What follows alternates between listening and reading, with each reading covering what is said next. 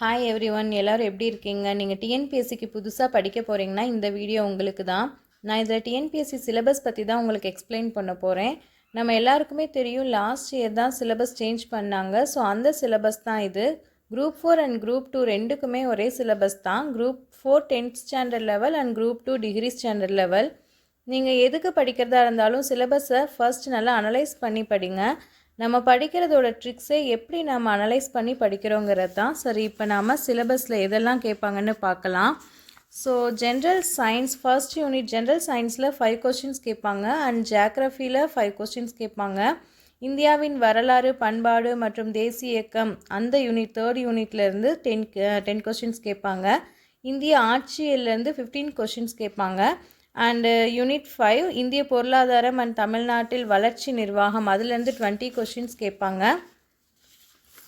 And next பார்த்திங்கன்னா unit 6ல் தமிழ்நாட்டின் வரலாறு, பண்பாடு, மரபு மற்றும் சமூக அரசியல் இயக்கங்கள். ஸோ இதிலேருந்து 20 கொஷின்ஸ் கேட்பாங்க. நெக்ஸ்ட்டு மேக்ஸில் ஆப்டிடியூட் அண்ட் ரீசனிங், ஆப்டிடியூடில் 15 கொஷின்ஸ் அண்ட் ரீசனிங்கில் 10 கொஸ்டின்ஸ் கேட்பாங்க. நெக்ஸ்ட்டு தமிழ் பகுதி ஈல தமிழில் இலக்கணத்திலேருந்து 25 கொஷின்ஸ் கேட்பாங்க.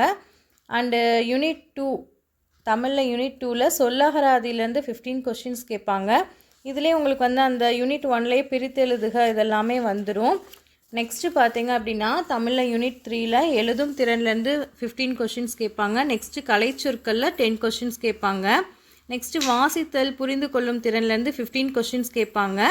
எளிய மொழிபெயர்ப்புலேருந்து 5 கொஸ்டின்ஸ். அதுக்கப்புறமா இலக்கியம், தமிழ் அறிஞர்கள் தோண்டும் அதிலேருந்து 15 கொஷின்ஸ் கேட்பாங்க. இதிலே உங்களுக்கு திருக்குறள், அதுக்கப்புறமா தமிழ் அறிஞர்கள் பற்றின. ஸோ இதில் என்ன இம்பார்ட்டண்ட்டாக நம்ம பார்க்கணும் அப்படின்னா தமிழ் தான். தமிழ் எப்போவுமே இம்பார்ட்டண்ட் தான். ஜிஎஸ்சில் எந்தெந்த யூனிட்ஸ்லேருந்து அதிகமாக கேள்வி கேட்குறாங்களோ அந்த யூனிட்ஸ்க்கு ஃபர்ஸ்ட் இம்பார்ட்டன்ஸ் கொடுத்து படிங்க. பாலிட்டி, எக்கனாமிக் இந்த மாதிரி யூனிட்ஸை ஃபர்ஸ்ட்டு படிச்சுட்டு அப்புறமா சயின்ஸ், ஜியாகிரஃபி படிங்க. ஏன்னா இதிலேருந்து தான் 20-15 கொஸ்டின்ஸ் கிட்ட கேட்குறாங்க. அதுக்கப்புறமா மேக்ஸ், ஆப்டிடியூட் அண்ட் ரீசனிங் ரெண்டுலேருந்துமே 25 கொஸ்டின்ஸ் கேட்குறாங்க. ஸோ முடிஞ்ச அளவு மேக்ஸ் ஃபுல் மார்க் எடுக்கிற மாதிரி ப்ரிப்பேர் பண்ணிக்கோங்க. நெக்ஸ்ட்டு தமிழ் நியூ சிலபஸ் படி தமிழில் நிறைய இலக்கணம் பேஸ்டு கொஸ்டின்ஸ் அண்டர்ஸ்டாண்ட் பண்ணி எழுதுகிற மாதிரி தான் கொஸ்டின்ஸ் இருக்கும். ஸோ தமிழுக்கு நல்லா அண்டர்ஸ்டாண்ட் பண்ணி இலக்கண முறைகளோட விளக்கத்தோடு படிங்க. இந்த இயர் அவுட் சோர்ஸ்லேருந்தும் நிறைய கொஸ்டின்ஸ் கேட்டிருந்தாங்க. So side by side out source அதையுமே நீங்கள் படிக்கிற டாபிக்ஸோட கவர் பண்ணி படிங்க.